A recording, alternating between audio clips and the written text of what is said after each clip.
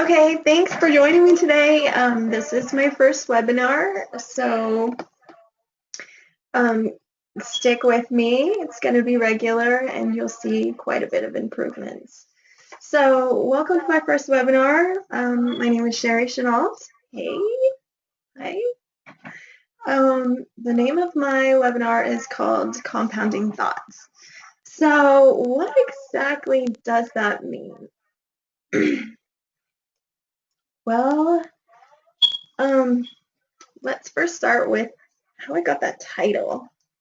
So I originally wanted to go with a different title. We'll talk about that in a bit, but Compounding Thoughts.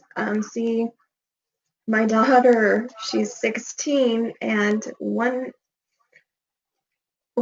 day she was, hold on, I have my phone on. It's driving me nuts.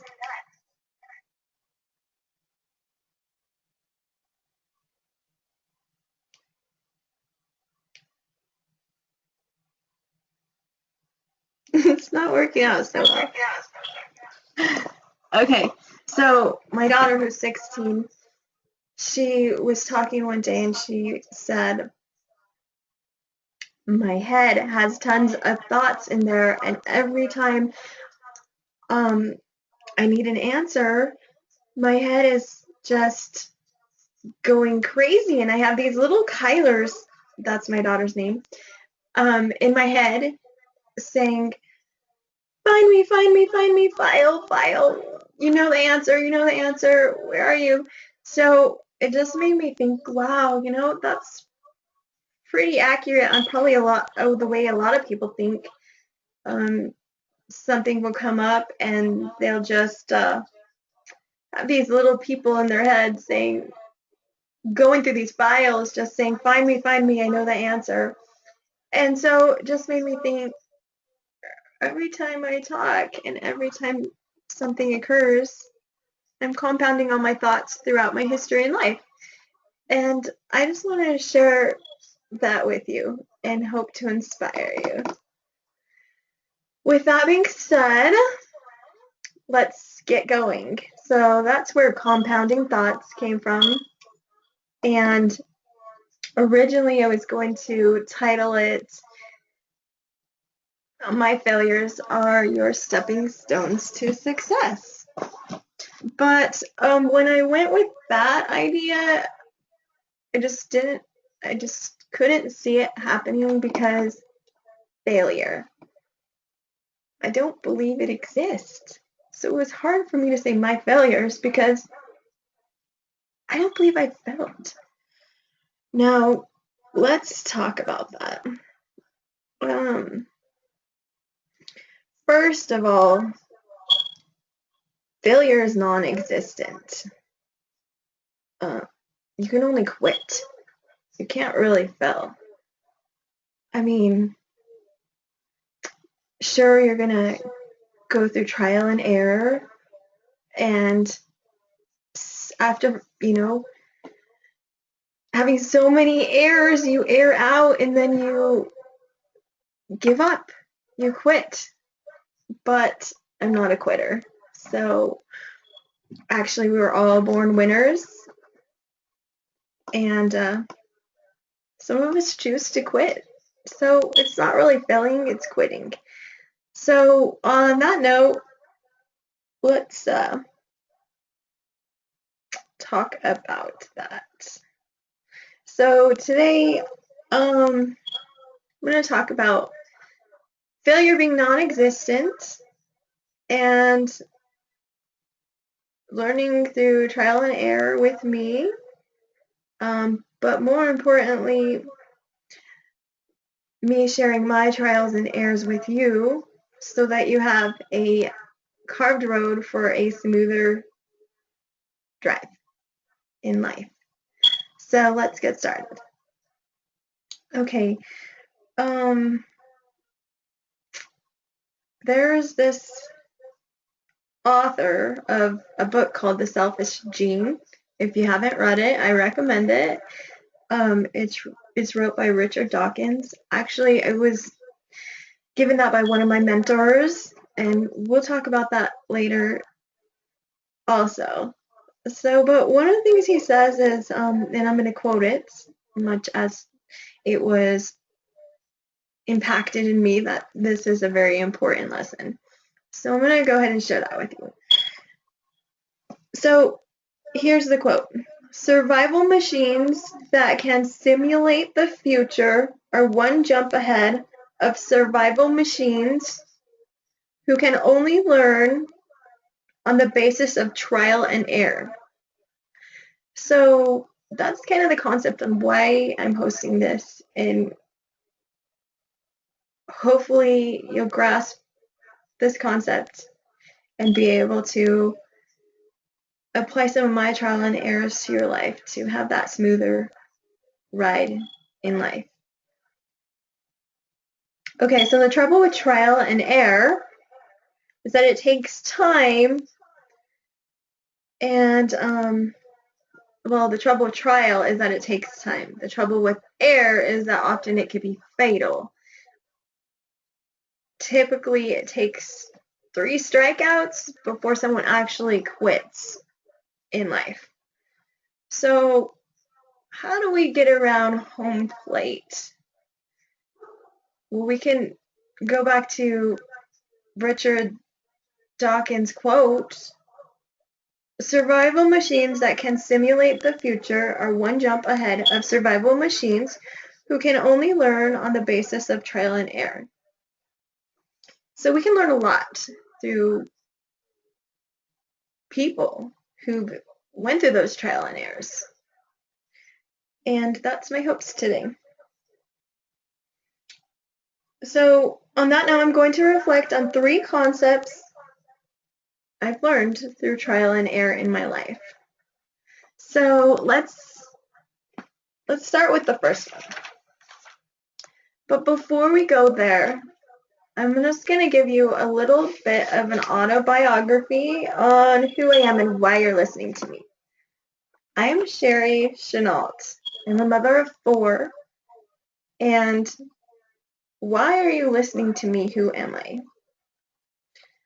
I am someone who has experience that just wants to drip in your cup and help you achieve your dreams and goals, and maybe set them and start dreaming again. So here I am, normal person, and I hope you get inspired just on that fact, because I would love for you to watch me learn and grow in this experience while sharing my experiences to help you avoid that trial and error and be a great survivor in life. Maybe a step ahead. So I did provide my email if you have any questions, have any topics you want me to share with you, absolutely email me or message me. Now let's get started with those 3 concepts I have learned through trial and error that I'm going to reflect with you and share with you. I'm going to pull those compounding thoughts out of my head through my experience and hope that it enlightens you. This chair is kind of difficult. I think I need to grow taller or get this set up a little bit better. So we'll get better at this. Welcome to my office. Pictures on that side right there. Or pictures my kids drew. Priceless. Okay, so one thing I'm going to talk about is role models. Why they're important, who mine are, and tools and resources and how to get yours. Okay, so in life, I've had a couple of role models. Obviously, you first start with your parents. They're very impactful on you. Thank you, Mom and Dad, raising me in a house full of love And thank you for making me who I am. You've molded me. So, role models in my experience in life. Well, I'm going to start with where I started. So in life, we grow up through our parents' thoughts, feelings. They reflect on us, good, bad. What I've learned is you pick what's good and you add to it. You learn more. You continue to learn. And those people may not be your parents. They may not be like typical people that you would really think. But I'm going to start with some people you may know. I'm going to say I'm a lot too. I'll work on that. But let's start with Rich Dad, Poor Dad. It's actually a book written by Robert Kiyosaki. And being an adult, I was on this search to continue to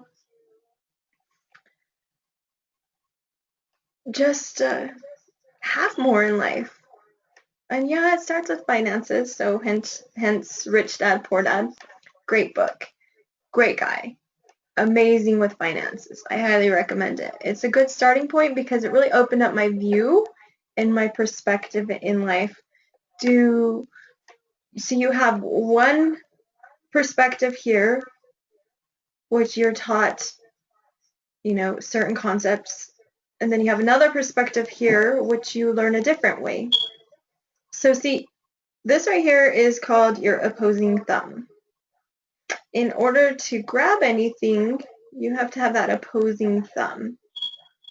So opposition is necessary to grasp certain concepts. Great book. Opened my eye in grasping two different perspectives, two different views in life. And that's one of my role models, Robert Kiyosaki. So another one is Tony Robbins. As you know, these guys are all really successful. If you haven't seen some of his YouTube videos, I highly recommend them. He's phenomenal from the beginning, just following his journey. It's pretty amazing. My new book that I'm reading right now actually is called Money, and it's wrote by him, and it kind of breaks down your finances from how a normal person can manage their own portfolio.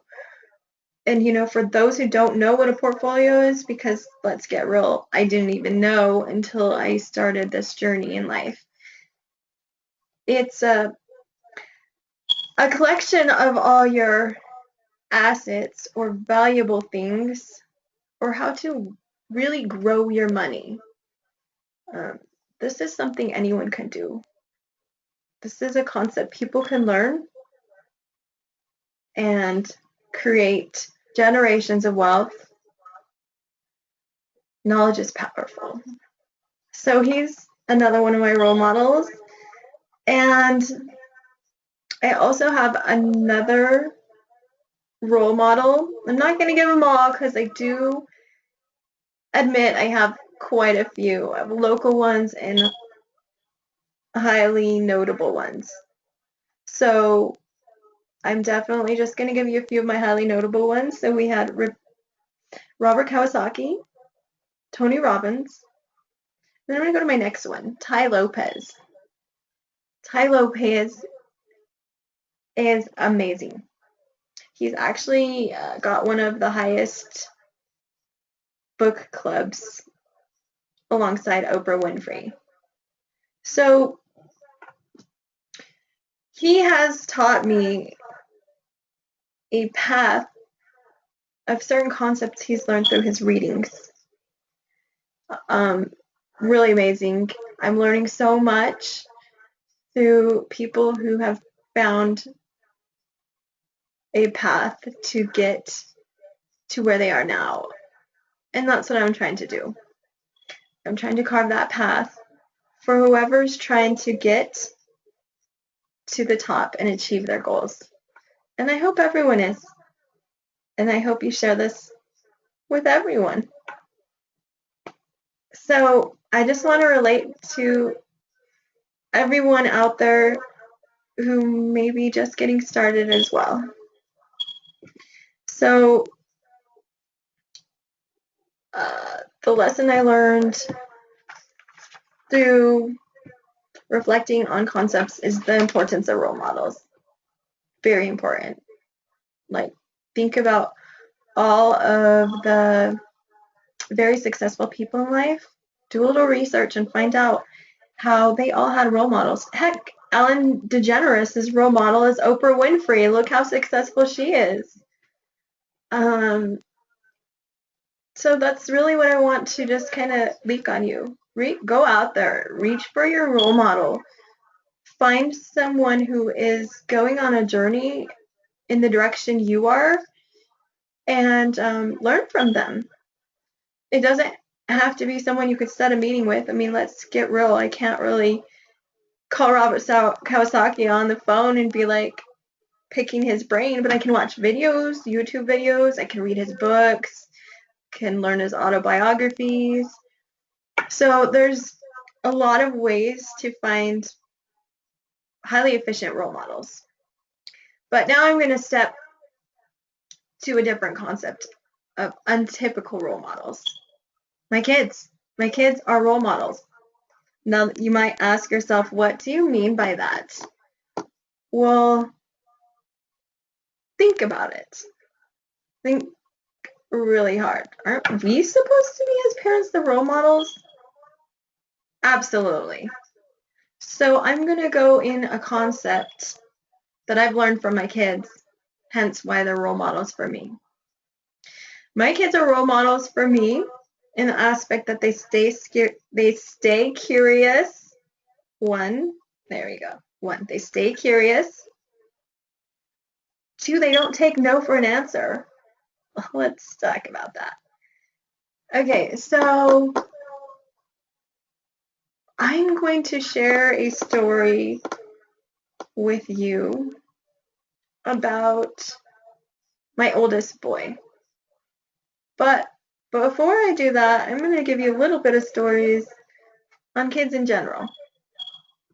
Have you ever had your child ask for a candy before dinner, a cookie before dinner, just something that you just aren't okay with, right?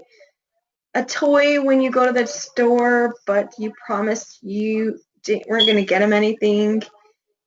And you get there and they're like, please, please, I want it, please. And you're like, no.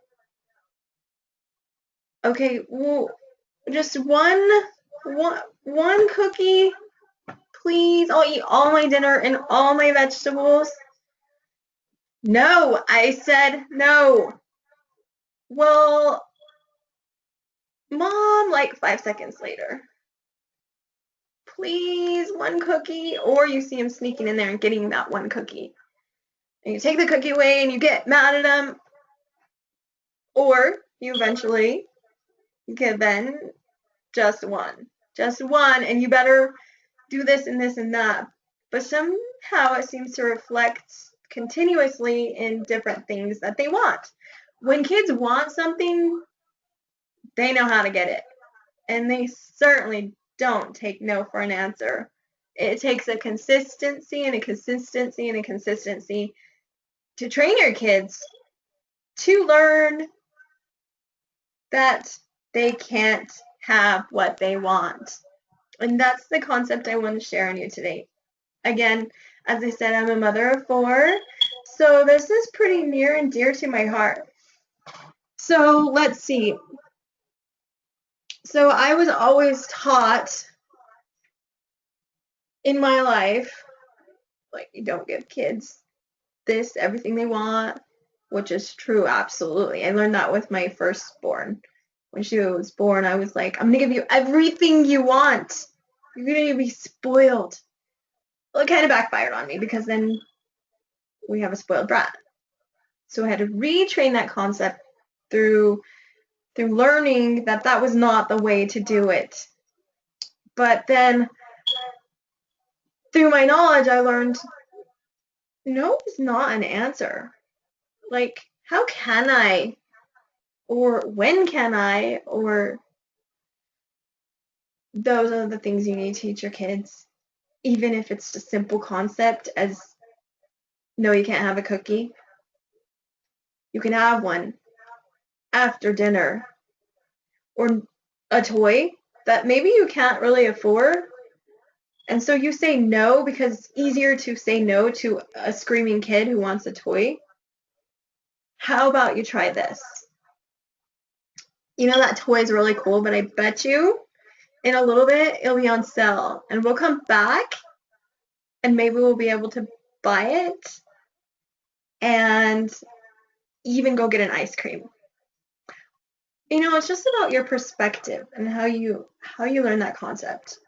So, yeah, my kids are role models for me. They're definitely my role models because they don't know how to take no for an answer. And through my trial and error as a parent, I've learned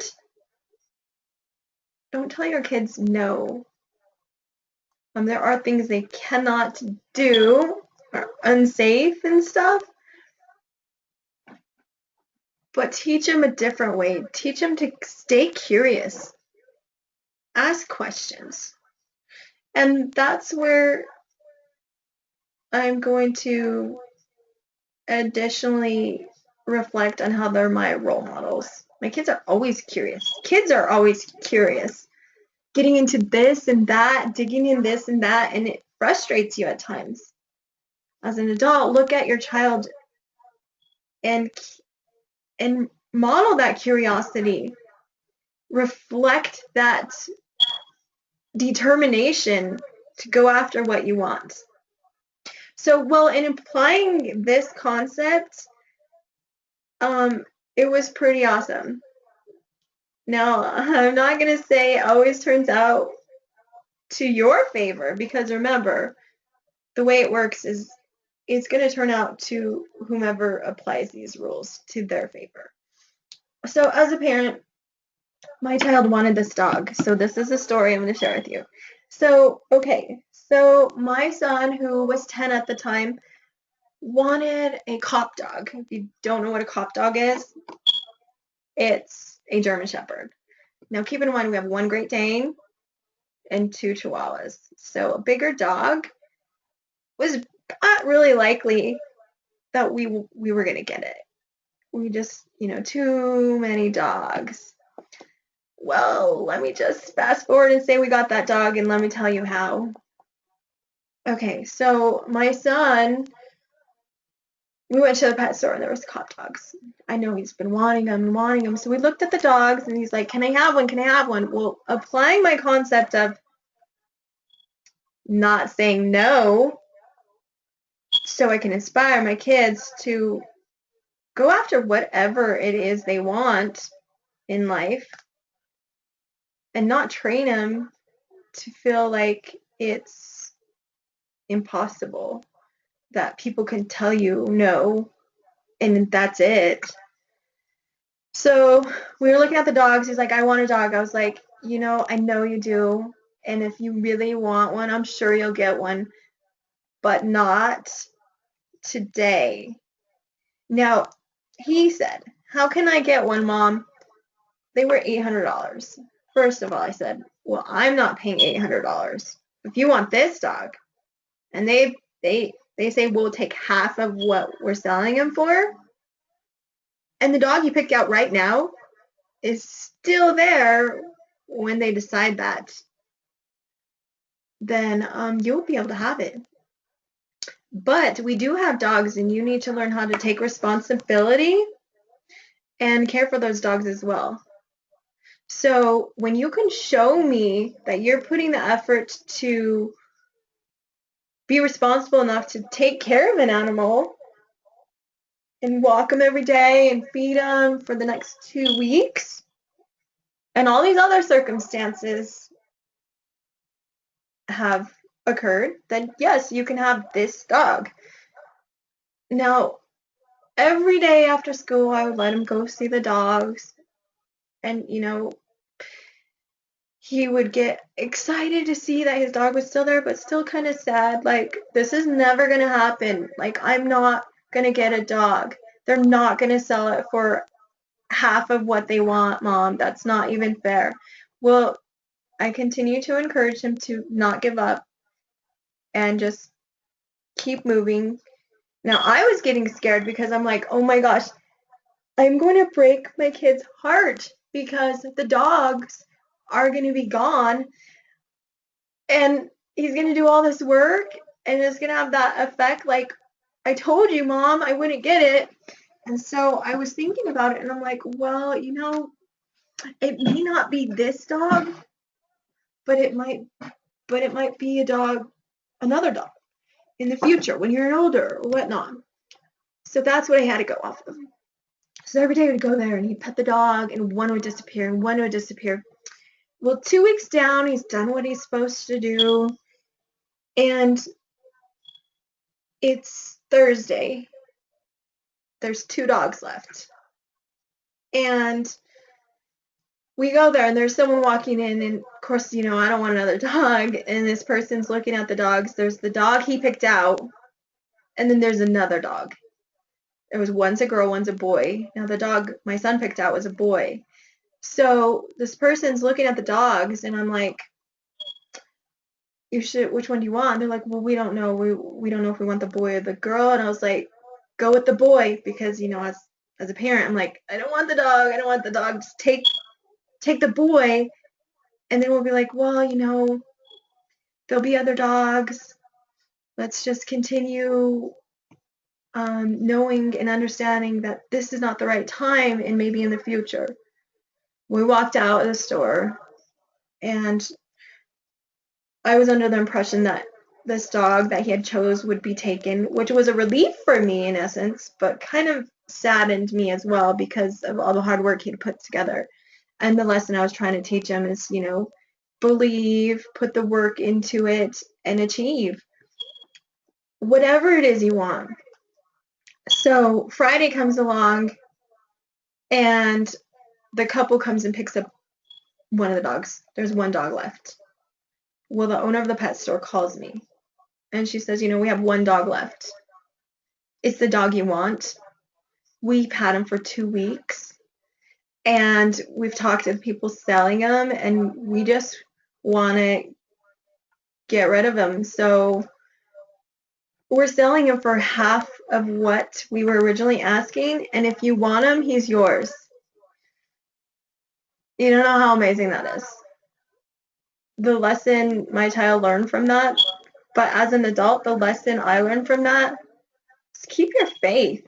Believe things will work out, but more importantly, inspire your kids to believe in their dreams. Even if their dream right now is just to get a dog, provide the opportunity for them to work forward and progress in a positive way to achieve, again, whatever it is they want.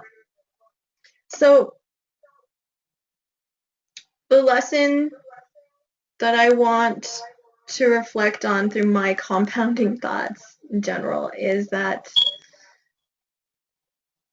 as an adult, it took me a while to learn this, and I hope you learn to stay curious. Don't take no for an answer, especially if it's your dream. I mean, after all, you're fighting for something you want. And if you give up on what it is you want, then who else is going to take that fight on? Who's going to fight stronger for your dreams other than you? So be persistent. Continue to be curious like a child. Watch your kids tonight. Look how ambitious they are. And reflect off of the lesson of learning. No is not always the best solution to teaching your kid on what is okay and what's not. There are different ways to do it. So be curious about that. Do some research. Reflect. So on my third concept for today, I want to talk about belief. And that goes along with a story that I shared in reflection of my kid. He believed it was possible, therefore he achieved it. So John Aslaf, who's also another role model of mine, he says, you have to believe before you see. How many are familiar with I'll see it to believe it? Which is true. Most people want to see it before they believe it. But when you're achieving things, you have to believe it to achieve it. So what's your belief? What do you believe? Because that's what you'll see. See, life is a menu. We put on it what we want, and that is what we get. That is what we see. So start believing in yourself. I actually have a quote from a book that I gave my daughter. It's called Reach for the Stars. Has some really amazing inspirational quotes. And this one right here says, and above all things, believe in yourself. You face difficulties with determination and confidence. Put the hard work in. So, that's a story of my life. And, I can share another concept with you on that aspect. What I believe, I see. And your life is a fairy tale. You create it. So your fairy tale is a creation of what you believe. I believe in happily ever after. And I hope you do too. So let's just reflect on the 3 concepts we covered today. Role model. Find one. Who is yours? If you don't have one, look at the ones that I've recommended. Robert Kawasaki, Tony Robbins, Ty Lopez, also John Aslaf. He's amazing. And most importantly, your kids, inspire to keep that curiosity and that determination that they have. So with that, brings us concept number 2. Don't take no for an answer. Be curious. Learn from others' trial and error. Why should you take 3 strikes when the average person takes 3 times to have an error before they quit? When you can simply learn from other people who've had those experiences and avoid the error. So go back to the quote of Richard Dawkins in The Selfish Gene. Survival machines that can simulate the future are one jump ahead of their survival machines who can only learn on the basis of trial and error. So it goes to our third concept, which is belief. First you believe, then you see. So believe in your dreams and see them come true. and get your happily ever after. So let's make this a weekly. Join me every Wednesday. We'll be sharing more of my compounding thoughts. On that note, see you next week. Peace and love. Till next time.